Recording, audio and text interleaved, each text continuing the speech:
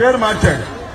ఏంటంటే జగన్మోహన్ రెడ్డి గారు ఒక పిల్లడికి ఇచ్చాడు, నేను ఎంతమంది పిల్లలుంటే అంతమంది 15,000 ఇస్తా అన్నాడు. బాగుంది కదా, 15,000. ఒక పిల్లవాడుంటే 15,000, ఇద్దరుంటే 30,000, ముగ్గురుంటే 45,000 ఇస్తాను. తల్లికి వందనం, కబడ్డీ కూత పెడతారే, కబడ్డీ కబడ్డీ కబడ్డీ కబడ్డీ కబడ్డీ అని అట్లా 15,000. అమ్మ ఒడి కన్నా నాకు వందనం బాగుంది అనుకున్నారు, 15,000 లేవు. ఏమంటారు దీన్ని? వెన్నుపోటు అనరా? వెన్నుపోటు అంటే కోపం వచ్చింది అబ్బాయికి, వాళ్ళ అబ్బాయికి కోపం వచ్చింది, పోలీసులు కూడా కోపం వచ్చింది. వెన్నుపోటు అంటారా? ఇది జరగడానికి వీల్లేదు, నేను జరగకోకుండా మిమ్మల్ని కాపలా కాస్తామంటున్నారు. ఇది వెన్నుపోటు కాక ఏమిటి అంటున్నా. మద్యం చంద్రబాబు నాయుడు గారు ఏమి ఇచ్చారు హామీ? ఆగమ్మా, ఏమి ఇచ్చారంటే నాణ్యమైన మద్యం ఇస్తాను.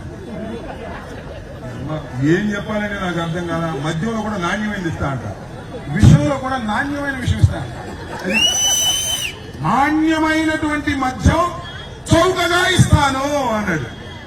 ఈ భారతదేశంలో నేను ఎప్పుడు ఏ ఎన్నికల మేనిఫెస్టోలో చూడ మద్యాన్ని ఆపుతా ఉన్నాను చూశాం, మద్యం దొరక్కోకుండా చేస్తా ఉన్నాను చూశాం, మద్యాన్ని నిషేధిస్తామన్న ఎన్టీ రామారావు చూశాం. నాణ్యమైనటువంటి మద్యాన్ని ఇస్తాను. మరి ఆ మద్యం తాగితే అమృతమే మరి ఏమో. మరి 99 రూపాయలకి మద్యం పెట్టాడు, దాని పేరే నారా మద్యం. అది తాగినోడి కల్లా కిడ్నీ పోతుంది, తాగినోడి కల్లా కిడ్నీ పోతుందండి. 99 రూపాయలకి ఇచ్చాడు మార్కెట్ లో. దుర్మార్గం కాదా అంటున్నా.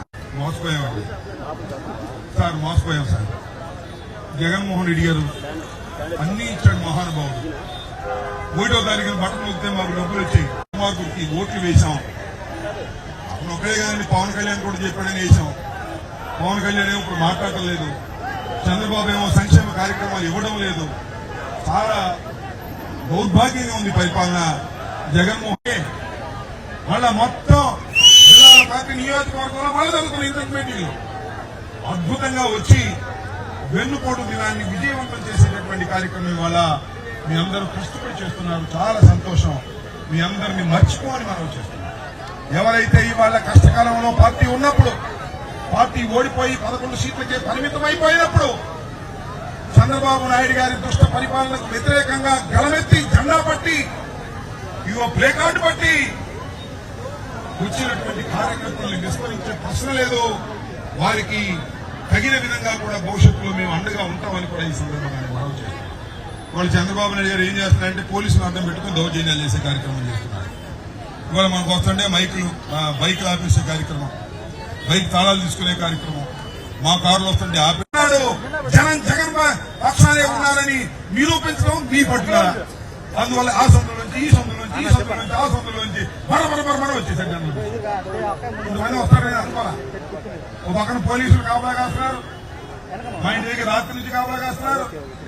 ఈమెయితే రాత్రి ఇంటికాడ పడుకోకుండా దాక్కుంది, పట్టుకున్నారేమోనని ట్రైన్ మా ఫోన్ వచ్చింది.